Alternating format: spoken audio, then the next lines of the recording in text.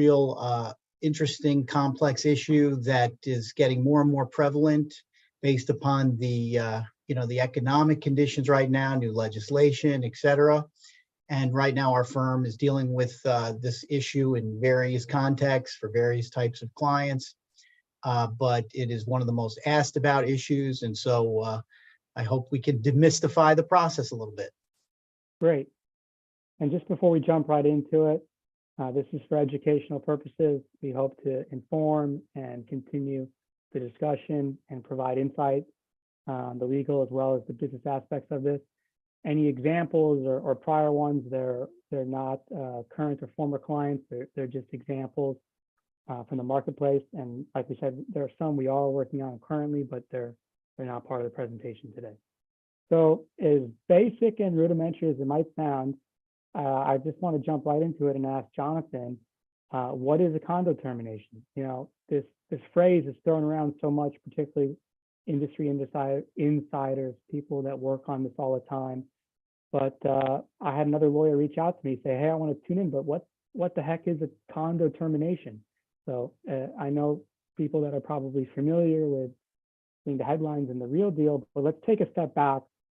And we've got a mix of attendees. I saw property managers, other attorneys, other real estate professionals, board members, BHA members. So we've got a mix of people, potential investors, active GPs out there. So Jonathan, why don't we take a step back and as basic as it sounds, from a legal perspective, what is a condo termination?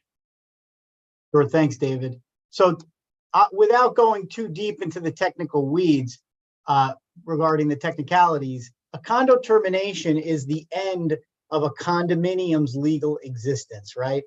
And so it's a statutory method, or it's in the covenants to terminate the existence of the condominium and the units on the real property, and to basically, every unit owns an appurtenant share of common elements, and they own a fractional share of the, common surplus. And so what happens is when you do a termination, you're technically ending that condominium framework over the property so that everybody just owns property. And now it can be transferred and redeveloped, a new condominium created on that property, right? And that's the technical. And people refer to a condo buyout. People refer to the sale of the condominium. But really, technically, what a termination is it just ends the condominium existence through a special legal mechanism. It terminates everybody's property ownership as separate condominium unit owners. Everybody just owns the property together, and then it creates a way to wind down the association's affairs, liquidate assets, distribute proceeds, and free up the property for new development as a new condominium, for the sale to a third party, et cetera. So it's this legal process.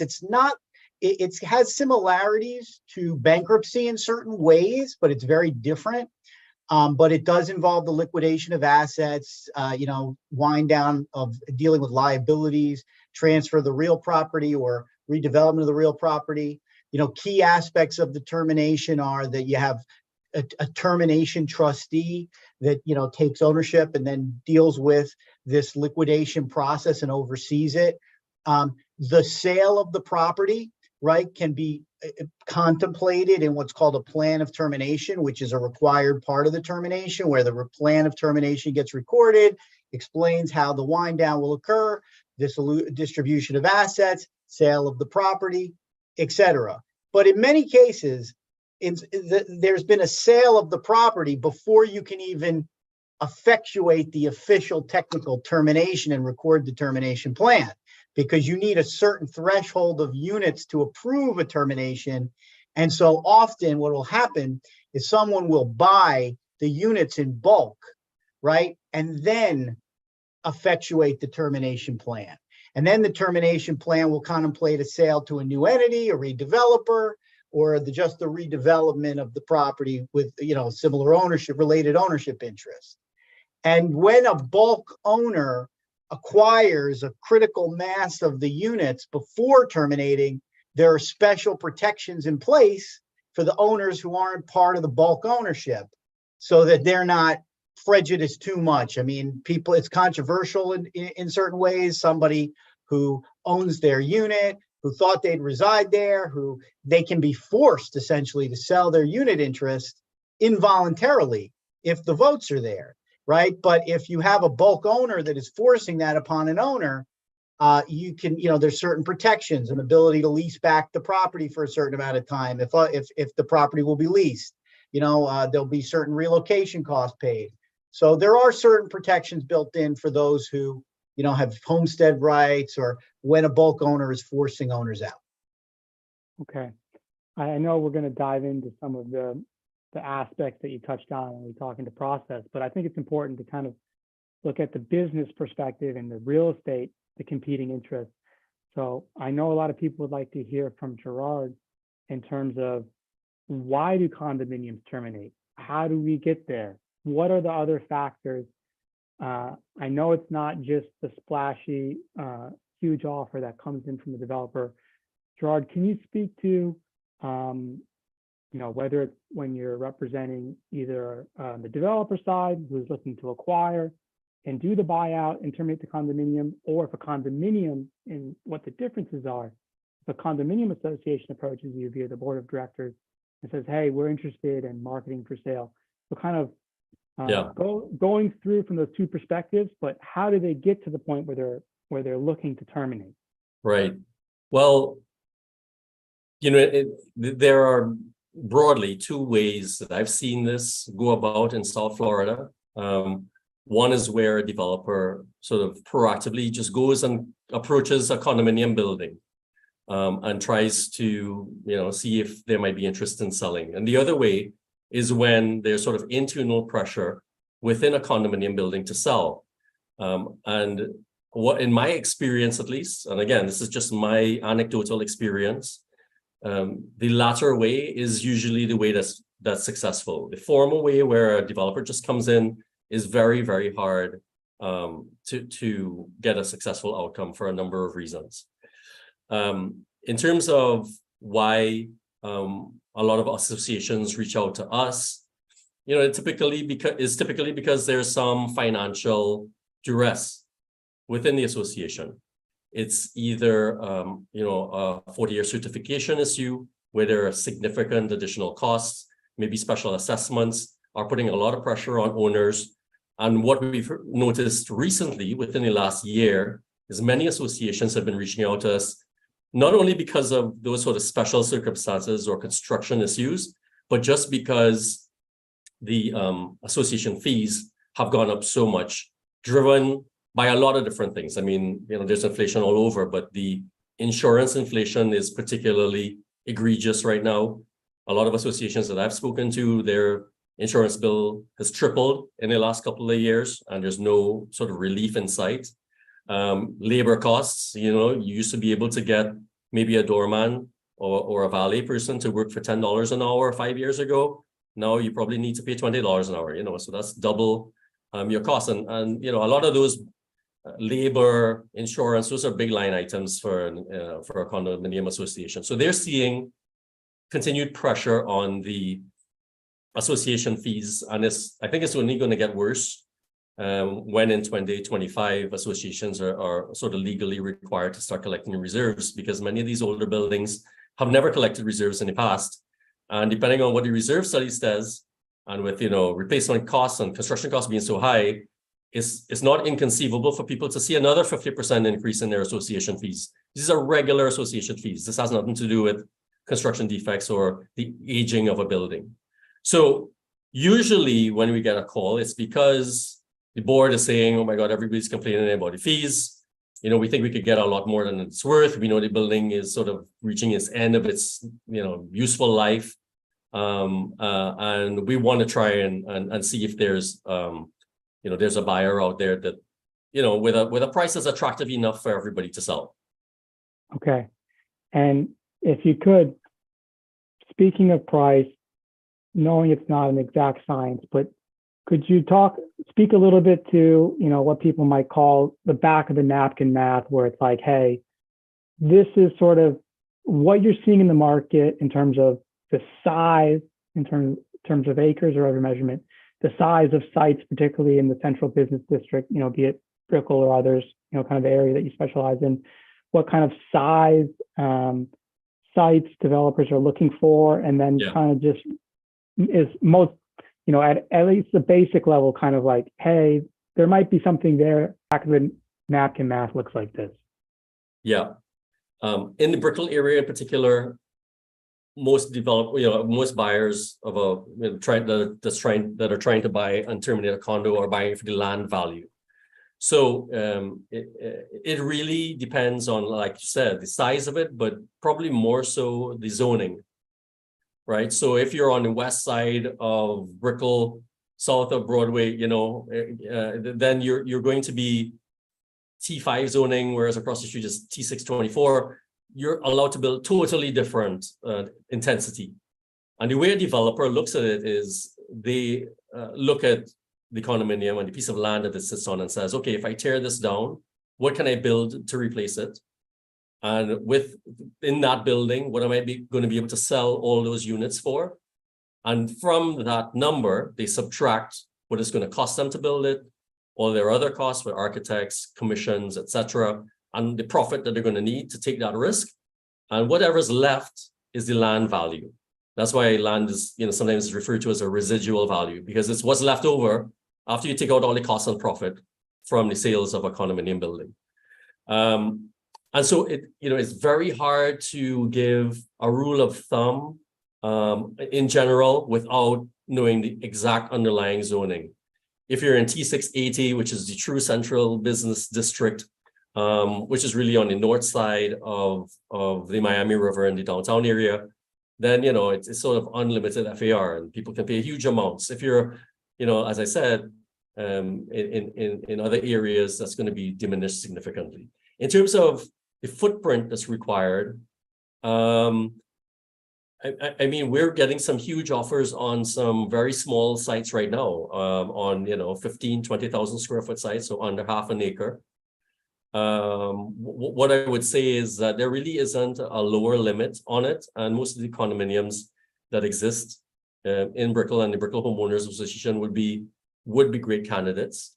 Some of them have been targeted in the past, and one of the big things that has tripped up some of those approaches has been the zoning. There's one particular area on Brickell Bay Drive where it's T68 zoning. It's right behind the Four Seasons.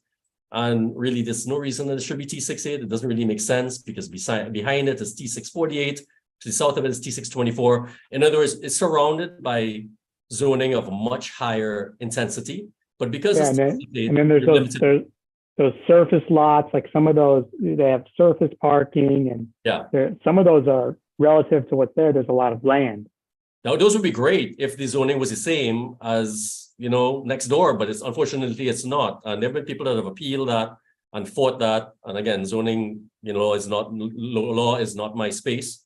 So I can't really comment on why it didn't work or whatever. What I do know is from a developer perspective, it highlights how important zoning is to the valuation of the underlying land. Gerard, you referenced how difficult it is, and can you speak to some of the other challenges, in terms of why it's so hard to move forward with this type of transaction? It's two things. It's trust and transparency. Those are the hardest things to overcome, because when you're dealing with relatively large amounts of money, there's automatic distrust. And, everybody wants to know that something fair is happening, right? That concept of fairness is so universal and so ingrained in everybody that once that doesn't exist, you're going to have all sorts of issues. The hardest part in making this happen is, how do you fairly allocate the price of the land to the individual units? Sometimes it's straightforward because all the units are very similar to each other. Other times it's not that simple, right? They have different floor plans, different views, and everybody needs to feel as though they're getting a fair shake. You see all of, the basic human emotions coming out in a process like this. There's greed, there's envy, all these things come to the surface. The only way you can overcome these things is by having a fair process that's transparent, in which all of the actors are trusted. So, you have to have trust in the association that nobody's getting a better deal or getting a kickback. That's in the news, constantly, right? I mean, we're always seeing about allegations and, even prosecutions of inside dealing at the board level. And then you want to make sure that, you're getting a fair shake for your unit. Yeah, I think that perspective is invaluable.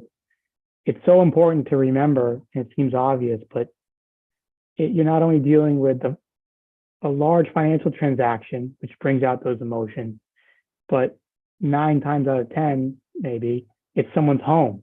So it's very, very personal. And you're not necessarily, for many unit owners, you're not just looking at numbers in a spreadsheet. You're not just running a calculation in Excel and say, okay, family, we're moving. Like there's emotions tied in there. There's memories. There's your life is set up there. So it's a really complicated process. So sort of related to a couple of things we touched on, I want to open it up to both Jonathan and Gerard on this one, in terms of the current status of the market. And I would ask Gerard first to kind of touch on the last, what I'll call maybe 2.5 years. So after we got out of scary COVID and we were in South Florida is the #1 real estate market in the world, COVID, super low interest rate environment, and what that was like compared to now. And then I want Jonathan, if you could kind of layer on top of that, to speak to some of the things that are coming on with new condo legislation that's, even though it's the legal aspect, even though we've got nice tailwinds down here in South Florida, we have some headwinds that are kind of legal driven that Jonathan can touch on. Sure. Before I get into sort of the recent trends in valuation and how the development environment, one of the things that I want to point out, just to make another point on the conversation we were just having about what makes it difficult. One of the comments that I made earlier was that when a developer goes directly to an association, they are not generally as successful as when it's initiated by the board. And a big part of that, the reason for that is because if there's not a competitive process where other bidders have come in and evaluated it, and that what you're getting is the highest and best price, you're already starting at a huge disadvantage. Because everybody in the building is saying, well, how do we know that this is the best offer? But just to move on to your question about how things have changed since scary COVID, Miami's been on a huge upswing, right? And maybe we're plateauing now. Maybe we're seeing it level off a little bit. We're starting to see velocity go down because of interest rates. We're starting to see leasing velocity go down because maybe there aren't as many transplants coming in on a monthly basis as they were a year ago or a year and a half ago. But they certainly leveled off and there's no diminishing of it. And I would say that Miami is probably an anomaly and maybe the only place in the country where you're seeing that, and particularly in Brickell or Miami Beach, which are the most highly desirable places for the high net worth individuals moving into the market. On the other hand, sort of so that would be for the luxury end of the market. Demand is very, very strong, continues to be strong. People still are looking for sites in Brickell, especially waterfront and Miami Beach waterfront. The demand for second tier locations, maybe west of Brickell or west downtown where you don't have great water views, that commodity type product is not moving and that land is not selling. And the other aspect of it is sometimes people redevelop it into apartment buildings. That market's dead as well. There are too many apartments for rent being built, and interest rate, and that's very sensitive to interest rates, more so than condos, because a lot of these high net worth condo buyers just come in and pay cash. But because rental buildings are built with a lot of debt, most of those rental developers, they can't make the deals work anymore. Yeah, I think those are great points in terms of, I'm sure you get asked this all the time where people say, what's going on in the market? Is the market good? Is the market bad? But I think you have to look at the different bands of the market, whether it's sort of middle income rentals, is it ultra luxury condominium, maybe branded with a luxury building, pushing high price per square foot. Like, I don't think you can, say like, hey, the real estate market is X or Z.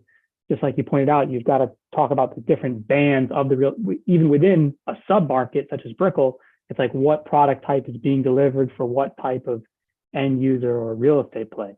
Yeah. So, The thing about the Brickell market is we don't really have a lot of the sort of ultra luxury units, $5 to $20 million units. There are some, but there's not been a lot delivered.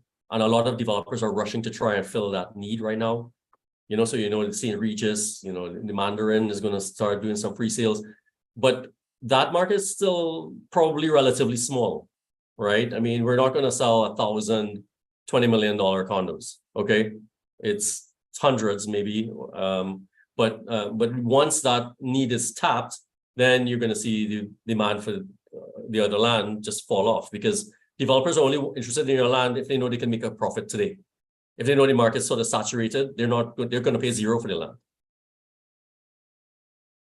and I think piggybacking off that, Jonathan, if you could speak to some of the headwinds, which arguably, even objectively, are a little strong when it comes to condominium, that might be bearing on some of these associations. What kind of headwinds are they facing, whether it's through new legislation or because of operations and the way condominiums are set up, that they're facing these new stresses on their budget and assessments? Sure. So, similar issue where different types of associations and condominiums in different stages of their existence are facing totally different conditions, right? But if the condominium is aging, it's getting into that 25, 30-year zone. Now you're talking about major costs to restore the property, and you have new legislation that's kind of bearing down, that's going to really upend the status quo in terms of the annual budgets and what has to, the cost to restore the building. And it's going to accelerate some of these costs that some of these association members assumed were going to just kind of be delayed and kicked down the road. And so a lot of this is well known. And then when you have even older buildings, right, that are dealing with obsolescence, you're dealing with 40, 50-year, the pending recertification processes that are already underway. A lot of those buildings never did, the restoration at 25, 30 years. So the problems are exponentially worse for those older buildings that didn't do the deferred maintenance they should have along the timeline. And so they're going to face, tremendous financial pressure to do the restoration that's needed. You, of course, have the crushing insurance market. Many associations are having a very tough time, getting the statutorily required, insurable value, for their property insurance and windstorm, very high deductibles, but also just some buildings are not insurable. Issues with the building are affecting resales. They're affecting the ability to get Fannie Mae financing. They're affecting the ability to get insurance and the cost of insurance.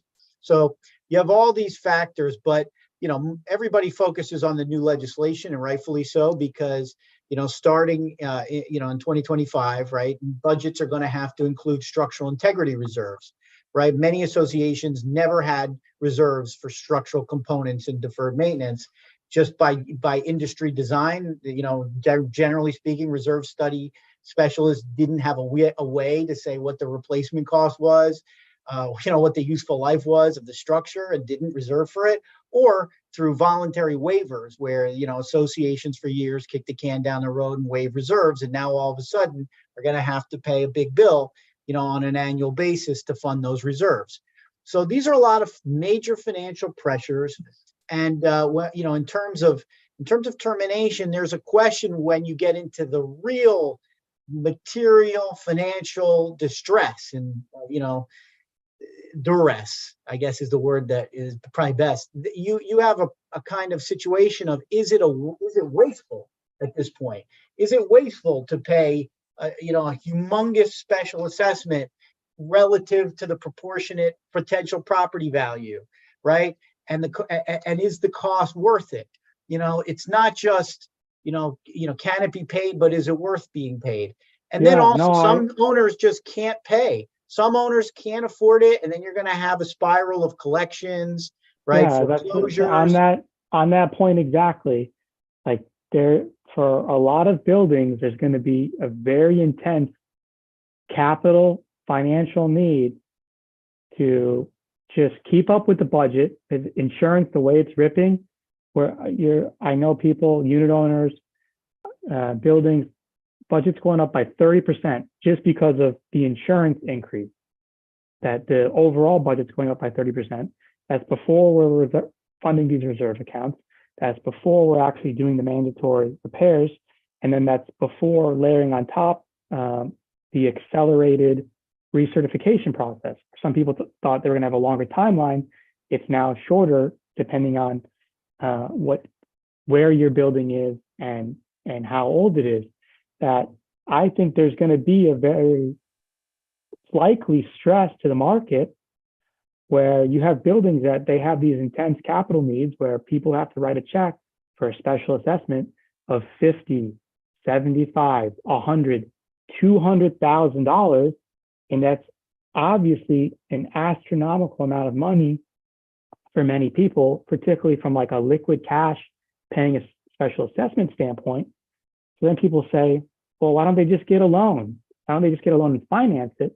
But then this is where you the problems start layering on top of each other, because one, there's only so much appetite to lend to condominium associations.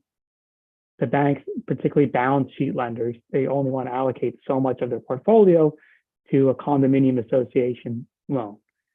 Two, there's a lot of sort of Class A buildings that kind of fill up that demand from the lenders, where you have buildings that are going to be struggling, I think, with their insurance, with the major projects that they have to do.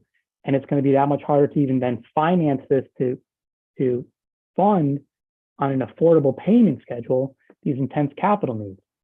So I think the headwinds are going to be strong. I want to pivot just slightly. Jonathan, you kind of alluded to some of these things. If you could touch on very briefly, because I promise everyone we're going to get into the hot button issue. Everyone wants to know, what's the vote? What's the vote? What vote do I need? I looked it up on Google. I read the declaration. I know what vote is needed.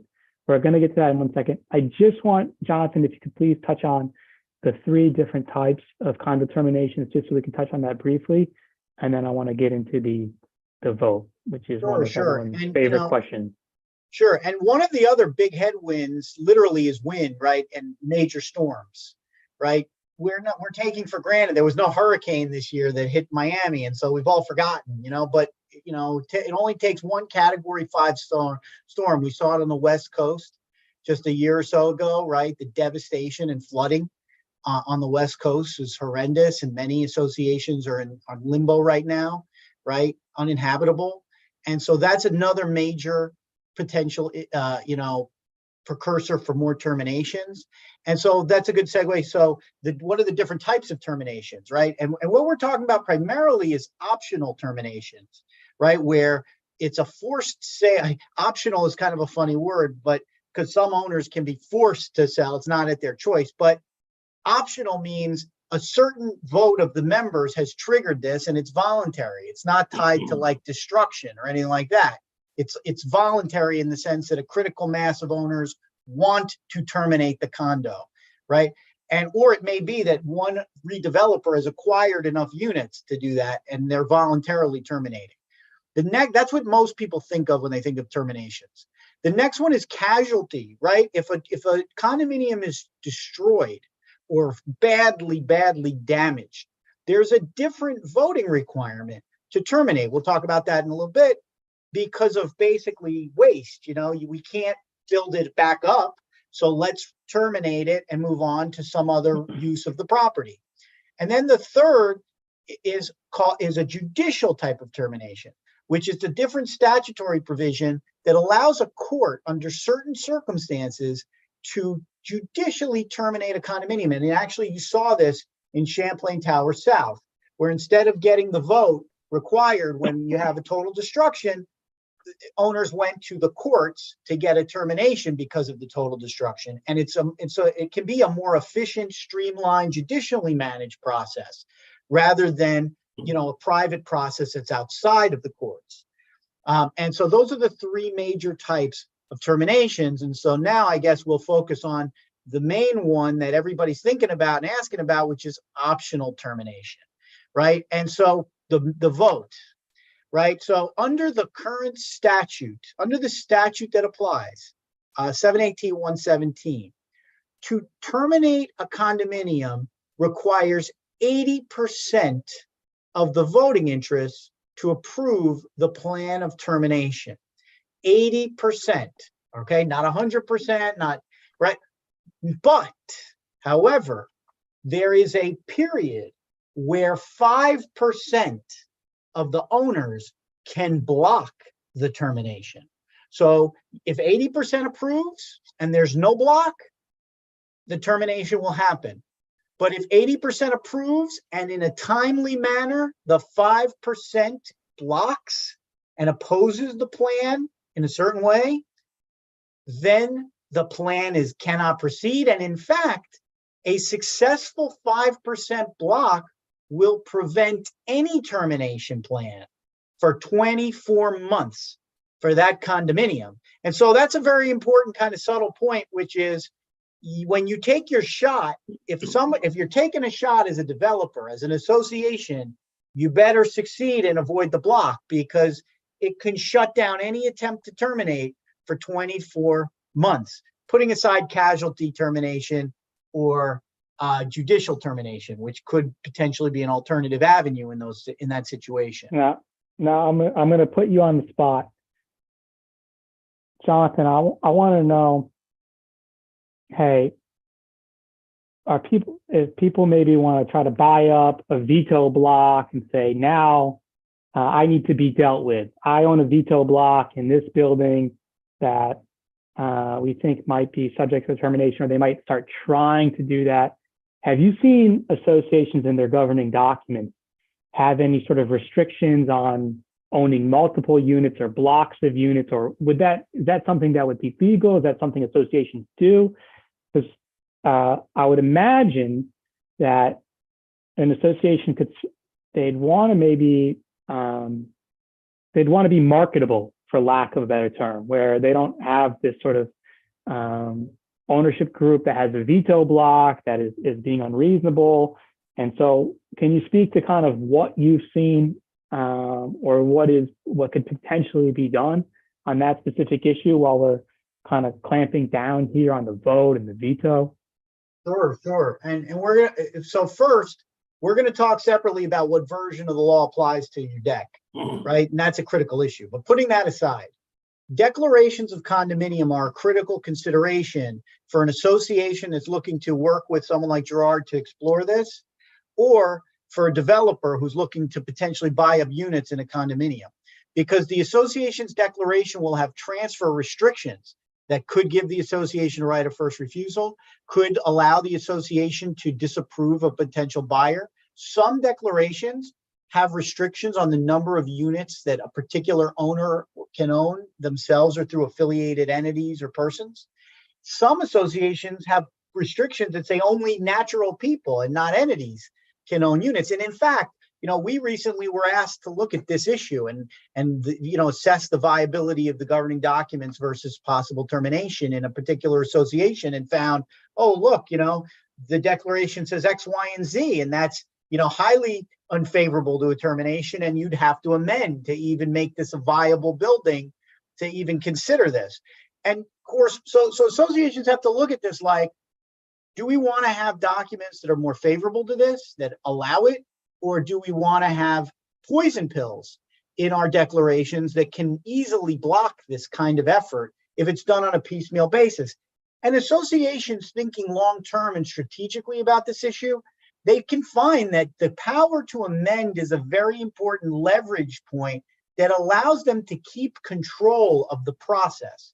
Gerard was mentioning how he thinks it can be more, anecdotally, it can be more successful if the association is having a transparent, open process, basically shepherded by the association and its team to bid, to have solicit bids, etc., versus when a developer goes in and tries to poach units and acquire critical mass, because then you have holdouts and people who resist the effort, and there's an issue of transparency and trust.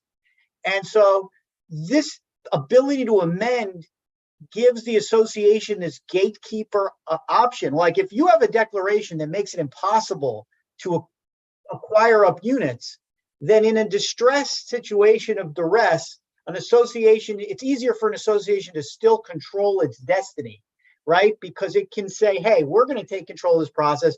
No one can come in here against our provisions of this declaration. Whereas if you don't have those protections in the deck, then somebody in a duress situation can start buying up units before anyone realizes what's happening, take control of the board, and now the whole agenda changes.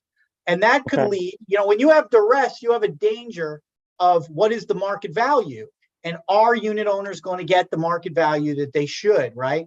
And so the declaration can be a tool to control that process. Like if you're going to amend the declaration and make it more friendly to termination, it could be on the condition that you've received an offer that is acceptable to you, right? Hold on. I'm jumping in for a second because I want to drill down on a point you had. I thought was very good, and I think it's going to tie in with Gerard, his experience and what he's seen in the market. Gerard, from a real estate perspective, when you're working with developers, they're doing their underwriting. Your team of colliers is assisting with that underwriting. You're running models in Excel. You're seeing what numbers work. As part of that, have you seen where the developers, the buyer's legal team pulls the governing documents and they say, hey, this declaration is a mess, it's too difficult, or there's too much risk, or there's where that's being underwritten, and it might be an amazing site, it might be have amazing zoning that you talked about, it might have maybe a smaller number of units relative to the zoning, relative to the site size, but the views, but then it said, hey, this declaration, like they get the lawyers involved early and says, this declaration's a mess. There's too much legal risk that we're not sure how to underwrite. What have you seen in your experience on that? For an experienced developer, that's the first thing they look at. Before they even try to figure out the value of the land or whatever, the first thing they try to figure out is, does the declaration, make a termination even possible? And then they would start spending a lot more time on it. It is one of the first things that they look at. And have you, with associations that have approached you, have you seen where, there's a lot of interest, there's a lot of buy-in from the unit owners, there's buy-in from the board, but then you start looking at the documents and you say, hey, this is not that marketable. You have 100% voting threshold. Right. You have some of these things Jonathan touched on where you need to get your ducks in a row. You as a community need to come together. You need to amend these documents. You need to do X, Y, Z before, we can really take this to the street. Yeah, that's usually what we advise the association once we have like a legal opinion in terms of, what makes it difficult. We tell them, the only way that this really works, apart from the financial part of it, is you need to modify with, these specific terms.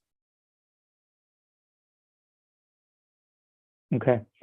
Jonathan, you want to touch on what is kind of everyone's least favorite answer from a lawyer is it's complicated in terms of what version of the statute applies. Can you touch on the concept of coffin language, the interplay between what we've been talking about a bunch, the declaration, which is recorded against the land, it's the contract, governing the association and amongst the owners. And then we also keep talking about statute. So we've got contract law, we've got Florida statute. How do they interplay? Which one applies? What are we doing here? Yeah, so this is probably the first and foremost legal issue, and it's the one that developers are looking at first, right? So you have a situation where there's a question of whether the 80% approval vote applies to a particular condo, because some condos are older and they are enacted to be governed by the law that was in place when the condo was created. So like, let's say you have a 1982 condominium association, and the declaration says we're governed by the Condominium Act, as it may be renumbered. But that doesn't mean it's going to be governed by the Condominium Act as amended from time to time. If the declaration says as amended from time to time, well, 718.117 as it currently exists with 80% approval and 5% block, that governs. But if it doesn't say as amended from time to time and you're governed by the law 20 years ago, right? And then the declaration could control the termination threshold. Many declarations that are older have 100% voting threshold to terminate. And it gets complicated. Like, what did the law say in that particular year? What vintage of the law applies? Now, Does what that if, affect the now, termination requirement? but what if it has a lower Yeah, so- threshold to amend the declaration? We start buying up units, we get votes of people that want to sell. Can we use the lower voting threshold so to get around? That's like the number one legal issue going on, where right now, this is the big fight, right? Where developers, if they can get enough units to amend the declaration, or the association has enough units to amend the declaration, you can potentially put in Kaufman language, the as amended from time to time language. So all of a sudden you're changing your threshold to 80% rather than, 100% that's required in the declaration, merely by changing the verbiage in the declaration that governs what version of the law applies. However, some declarations give special requirements for certain types of amendments. So some declarations say, to change the law that applies, you need everyone's consent, or to change termination provisions or any provision relating to termination, everyone needs to consent, or you need 100% approval. But many declarations are silent on that. And actually, there was a really interesting case this year, Mission Viejo, right? Fellman versus Mission Viejo, where the trial court basically said that amendment to your declaration to add Kaufman language so that 80% can terminate rather than 100% is good. That amendment is enforceable. And owners, basically, opposing owners, were like, wait a minute, it used to be 100%. How can you amend the declaration to I bought without my under approval? I would say I bought under a regime that said 100%. How can it be changed by a lower vote? And it's a really interesting trial court opinion that was affirmed in the 4th DCA. So an appellate court affirmed the trial court, basically saying that amendment is fine. There's no special provision in the deck that raises the voting requirement to do this. Now, this is a controversial trend in the issue in the law that is going to be litigated fiercely, probably until it goes to the Florida Supreme Court. But there's, the law, the 718.117 has a provision that states this law shall apply retroactively to all, basically. And so basically the intention is the law works retroactively to condos. But the Supreme Court of Florida has generally taken a position of it's only in very limited instances where that type of provision really works to impair vested rights without Kaufman language, without as amended from time to time language in the deck.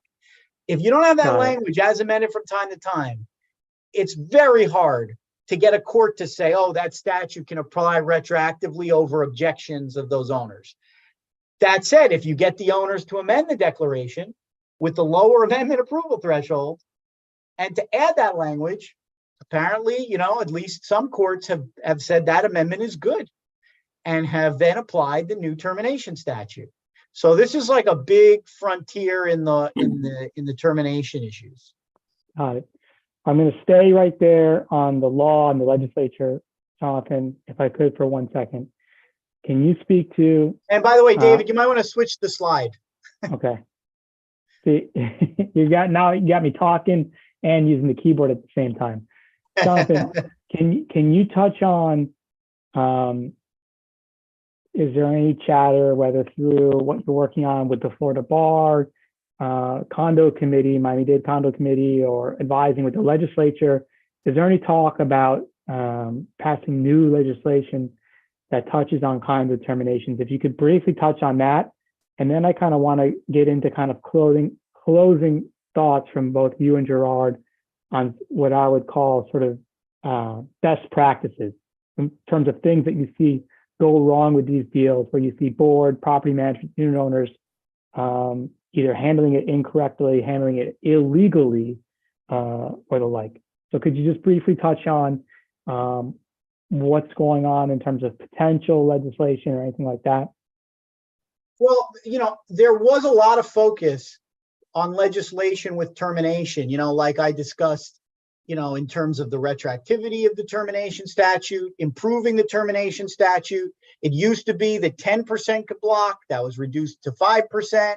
So like the trend was that people were concerned that termination was onerous and like could displace owners and basically could force owners out. So there was a trend to increase consumer protections and make it harder to terminate and easier to block, right? That was the trend. And there was an addition of various protections when a bulk owner acquires a certain threshold of the units.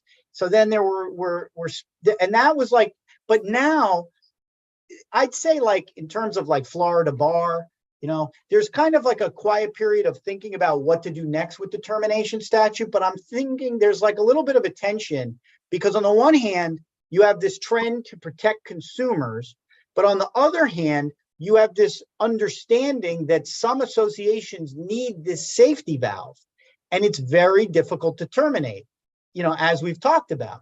And so one of the concepts, that to think about that I think will be the next wave of, potential interest will be trying to come up with a way to expand terminations based upon waste, to make it a little easier to use terminations as a way out when you have a situation of a duress, a financial waste, where you have such extreme costs, but you don't have total destruction and you can't get the optional termination vote.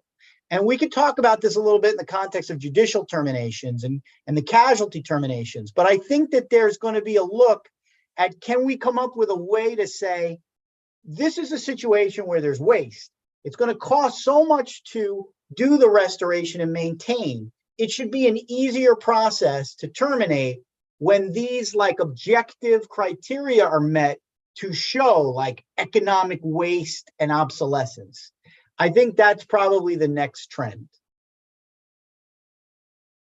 Got it. Gerard, what did I miss? What else do you want to touch on in terms of best practice and things like that? Yeah, in terms of best practices, and this really is directed to boards of directors or associations. Number one is over communicate. Let everybody in the community know what's going on from an internal financial perspective, why a potential sale is being considered. Get feedback from those owners. The other thing is consult with professionals. So every association probably has a condo lawyer. Talk to those attorneys. Get an opinion on their declaration because of all those intricacies that you guys were just exploring over the last 15 minutes. So get their opinion on what it would look like. And then consult with real estate professionals. Professionals like myself and my other competitors that sell land, and get a variety of opinions of value. And then conduct a transparent, competitive process to try and get the best bids, assuming that the communication comes back that the majority of people want it, assuming that the legal professionals say it's doable, then you go and really explore the market and get the last possible dollar from the most aggressive developer. And then throughout the process, just be constantly aware of instilling that level of trust in all the stakeholders, again, by being transparent and communicative. Thank you. That's really great. We just have about 2 minutes left here. I wanted to also say hello to the president of BHA and really one of the leaders in the Brickell community, Ernesto Cuesta. I wanted to say hello. You're on mute now, but I think we can unmute you. I'm not sure if you had any questions. You wanted to say anything to the BHA community? I wanted to say thank you for joining us, Ernesto. Yeah, no, I want to thank you. I'm sorry that I was running a few minutes late, but I think this subject is such of importance, especially in today's world. And what we had said before, a few months ago, a crisis is around the corner. We have members that they're going through this process and they're making mistakes. They're making mistakes because they are not hiring Haber a law, for example, to guide them. They're going directly to the developers, blindfolded. I think this is critical. I think, honestly, that this we have to take it very seriously because a lot of people are going to be impacted financially with the MRA, what we had said before, maintenance, reserve, and insurance expenses coming up. And in top of that, all the regulations, we are not realizing that the new regulations by the state, they're going to be imposed harder by Miami-Dade County. I think we have a major crisis in our hands, and it's going to impact everybody here, realtors, developers, buyers, investors, and homeowners. So I do encourage, number one, to repeat this session, even in an open forum, and I invite Haber. Yeah, there's so much more to talk on. I would love to do. This is a huge. I'd love to do a part 2. And we have been saying this for almost a year. We saw it coming.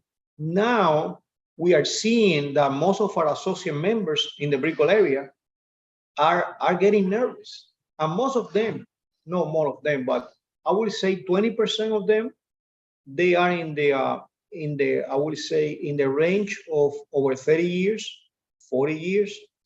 These people are in hot waters, unfortunately. So we need to do more engagement in the community as a whole. Because, you know, if you look at Miami Beach, guys, sit down and wait. The tsunami is coming. Tsunami is coming and it's around the corner. And you know, we don't want to scare people. We are not in trying to inflict fear on people, but the powers and shakers, the shakers and movers in this community, they are aware of what is coming. And we have to act now, diligently. So I thank you. Thank you so much, BHA. Thank you very much. The membership of BHA. Thank you. There's many other people attending as well. I also want to thank Gerard and his Collier's team, Abby, BHA, and then I see Jonathan all the time. I'll still say thank you to him. But we had a lot of people that worked on this, marketing people in the office that helped put this together. So thank you very much. I'm definitely going to bother Ernesto and Abby about doing a part 2. If I'm doing my job correctly, I think I have the emails up on the screen here for people to reach out. This is going to be recorded. I'm sure people want to see a copy of that case Jonathan cited too. So reach out if you have questions or comments. We'd love to continue the conversation offline. And everyone, thank you for your time.